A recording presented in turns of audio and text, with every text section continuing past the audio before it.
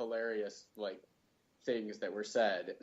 Yeah. Well, I mean, and the opening sequence, which also interesting tidbit about the opening sequence, like they were working on perfecting that opening sequence for the entire 2 years of the production of this film. That's cool too. And I don't doubt it because I mean, it's not all CGI, you know, like, and you've got the camera like panning everywhere while staying focused on Baby Groot and everything else going on in the background. And it is a single shot.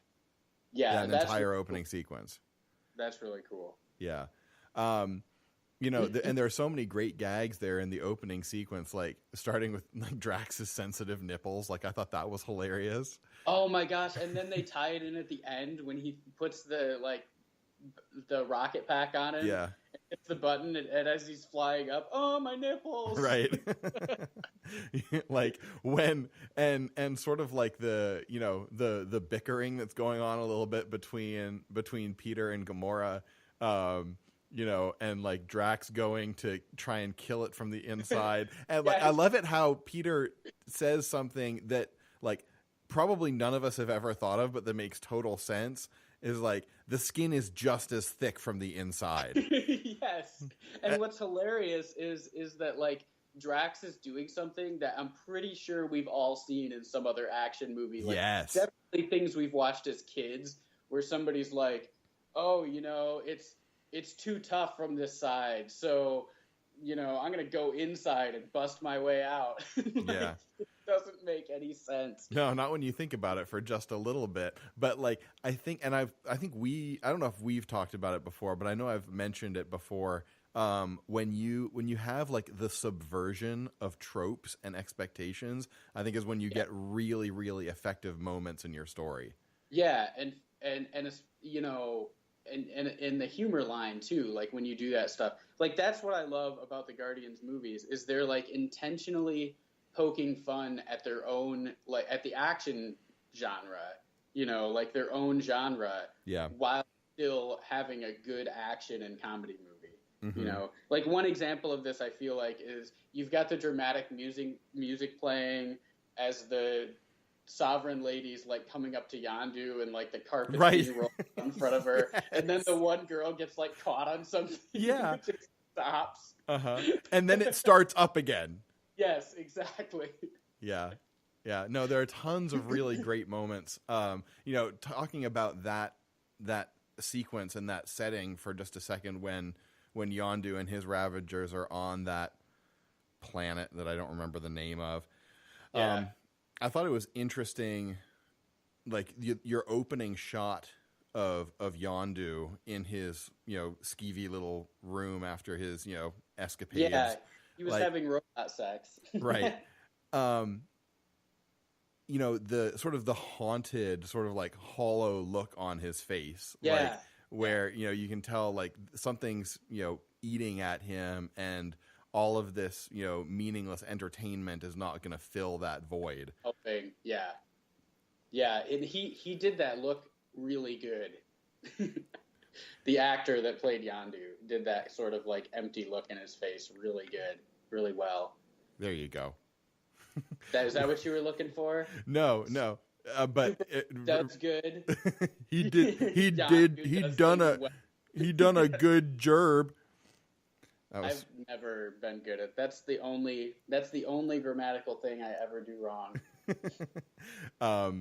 My son has been really enjoying the Weird Al song "Word Crimes" recently. I don't know if you've heard it or not, but no, but it sounds right up my alley because I get so mad at people. Honestly, like that song might just count as our good news for today. I'll definitely post a link to it in the show notes. You know what I just watched yesterday? Tell me. The guys from Homestar Runner have started uploading their old things to YouTube since Flash isn't really being used on the internet anymore. Right. And they just uploaded that one where Strong Bad has this like singing grammar CD where he's like, you know, YOU''RE.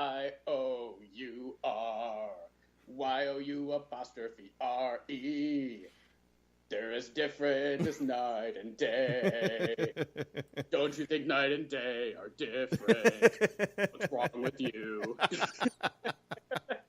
Yeah. Weird Al's Word Crimes is definitely like right in that same vein, and it's hilarious and excellent, and yeah. So anyway, Michael Rooker is the name of that actor, and he did do an excellent job.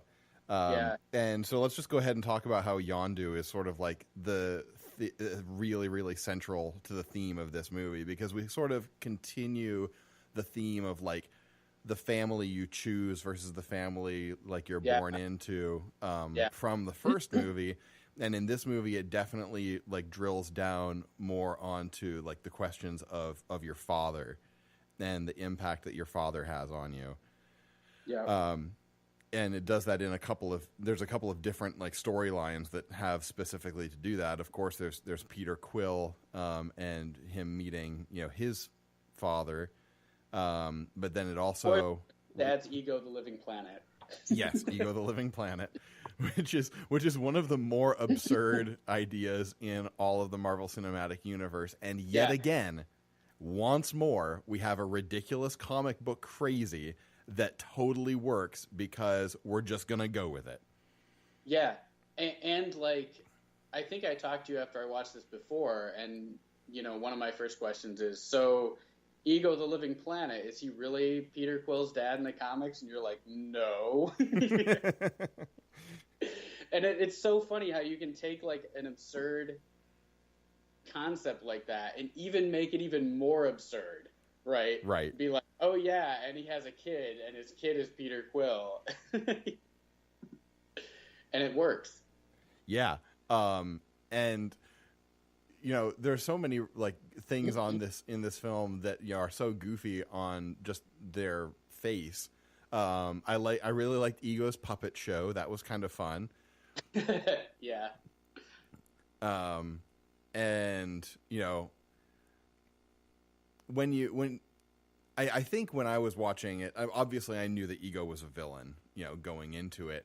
See, and this is what I wanted to talk about too. And we talked about this like after I first watched it, but I was so happy that I didn't know anything about Ego before watching this movie. So, as someone who doesn't know the comics, I had no idea that his dad was evil, like when they were going into it. Now, obviously, it takes a turn pretty quickly, right? But it was cool that there was that kind of plot twist in it, where it's like, oh, we're happy, we found, Peter found his dad and everything's great, and his dad saved him from all these in space, and Peter's going to get these awesome, cool powers, and oh my gosh, he's immortal too. And then it's like, oh, and his dad likes killing everything. Right. Because, you do have that really heartwarming moment when they're like playing catch with the little blue energy ball. And it's like, oh, it's so sweet. Like they're really, he could be a good dad. And this is another example of a fantastic villain. The kind of villain that, as every good villain should be, is the hero of his own story, right? Exactly. Like, this is why I loved, and this is why I think, like, Ego as a character is, like, so absurd but still works, because everything made sense. Like, if you are this immortal being that created everything around you, on your planet, it makes sense that you would sort of, like, not really value mortal life. Yeah. If it's kind of like us and bacteria. Right.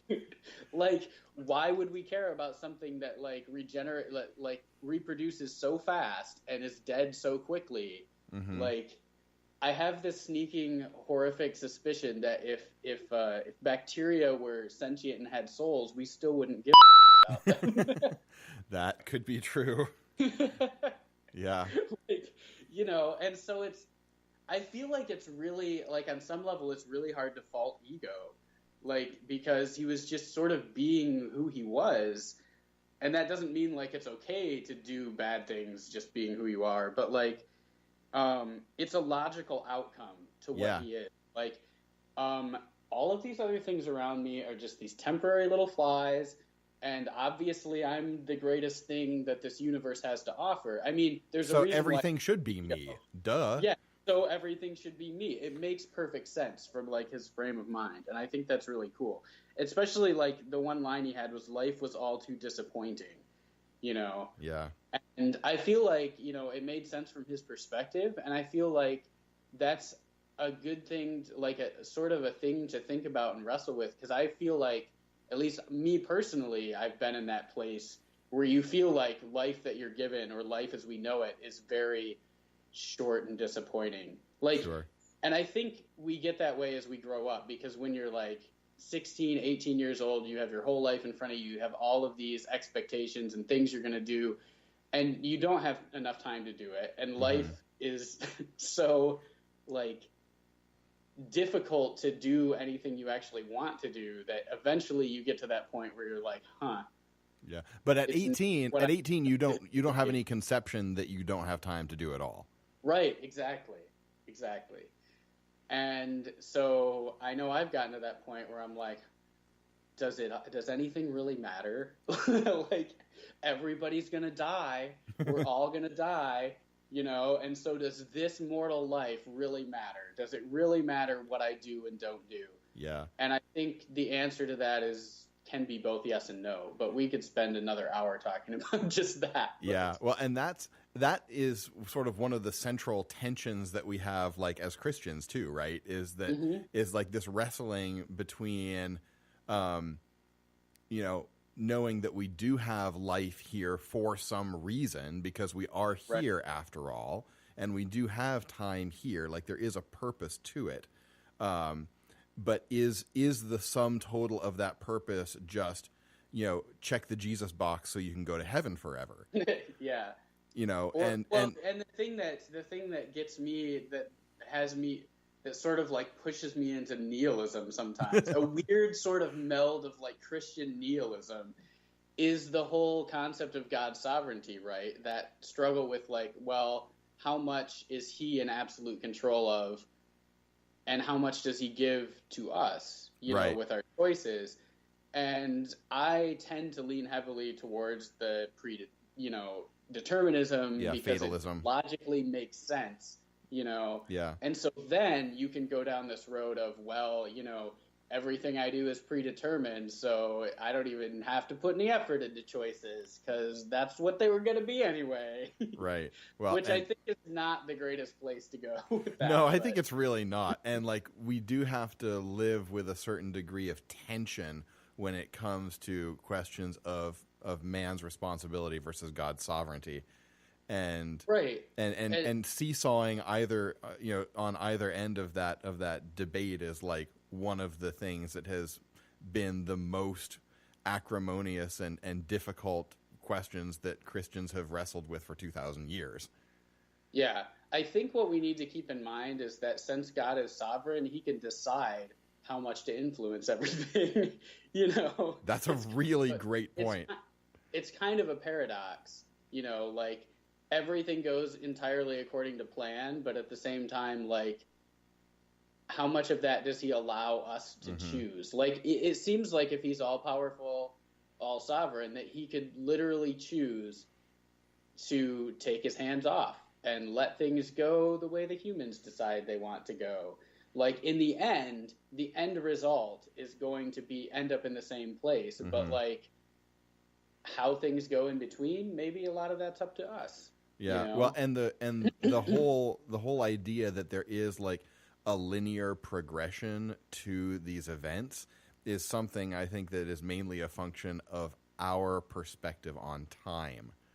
Because I've always kind of liked to think about the way that God sees time as, like, if you were holding a string between two fingers, and you can, like, sort of look at it and see the entire thing. You see it from every angle. With a microscope, you can look down and, like, see each individual strand and how it touches all the other ones, and so, it's already all there because you exist on a plane that is higher than just the single dimension of this straight line. Yeah. So. And I think the older I've gotten, the more I've started leaning into the idea that, like, he gives us a lot of choice and responsibility, which is scarier, I think, than got it all taken care of. I mean, he does, but and this was something I've been talking about with my parents recently